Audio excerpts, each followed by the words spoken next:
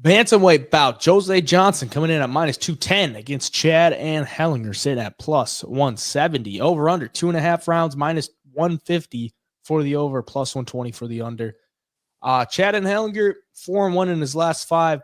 He's the guy that at 35 years of age got signed off the Contender Series after coming through as a big underdog against Muin Gafarov, and then goes into the UFC.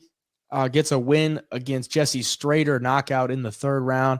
And then his last time out, which was over a year ago against Alatanghe Lee, he picks up his first loss in a very long time. This dude, Anheliger, started his career 2-5 and then went on a 10-fight win streak and then ultimately gets his first loss in a very long time. Jose Johnson, you see the record there, 15-8.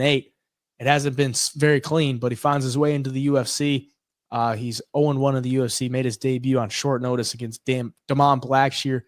Then he gets twisted. So these guys are, I don't want to say like journeymen, but they've been through it on the regional scene and a good amount of experience. This is a weird fight. Jose Johnson at heavy chalk is interesting. Chad Anheliger is a pretty dang old, 36 years of age, only making his 3rd UFC fight. So I don't know where he goes from here, honestly, but it's an interesting fight. Who you got?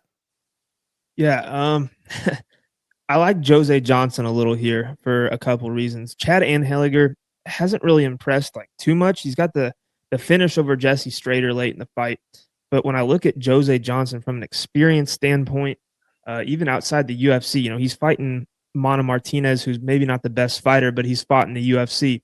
He lost to Ronnie Lawrence, a guy who has fought in the UFC as recent as this last year. Who's a great grappler. And, other than that, he's come in, he beat Mo Miller in Fury FC, gets another win, gets onto the Contender Series, gets the decision win, gets into the UFC, and they give him Damon Blackshear. It's like, that's the worst possible fight in your debut. Like, Damon Blackshear is a monster, lost by Twister, 3rd one in history. But for Jose Johnson, the one thing I really notice and what really sticks out to me is he's not really losing fights on the feet. He's losing when he gets taken down and he gets submitted, or he's fighting these wrestlers who can rack up control time. So far in the UFC, like Anheliger doesn't have a single takedown, hasn't really attempted many, and I just don't know if he stands with a longer fighter like Jose Johnson, who's crafty, who will throw flashier stuff, who has some knockouts on his record. I mean, the guy's got 7 wins by knockout. That's his method that he wins most by. Does have submissions too. If you shoot a takedown, he'll snatch up the neck. Like, I think he's well-rounded. He's just been dealt some really, really tough fights. Not many guys are fighting that many UFC caliber fighters before they even get to the UFC. So, yeah, I'm going to stick with Jose Johnson here. Haven't liked exactly what I've seen out of Anheliger by any means. Last fight, he loses to Alatanghe Lee. And he's going to get Jose Johnson, who's a pretty good striker here. So give me Johnson in this one. Yeah, it's going to be interesting to see these guys in the cage because Jose Johnson, 6 inches taller, 7 inches in reach advantage. Exactly. And like you said, Anheliger hasn't even landed a takedown in the UFC. So that's where you got to take this fight if you're Anheliger, because Jose Johnson, 33% takedown defense, that's how you beat him.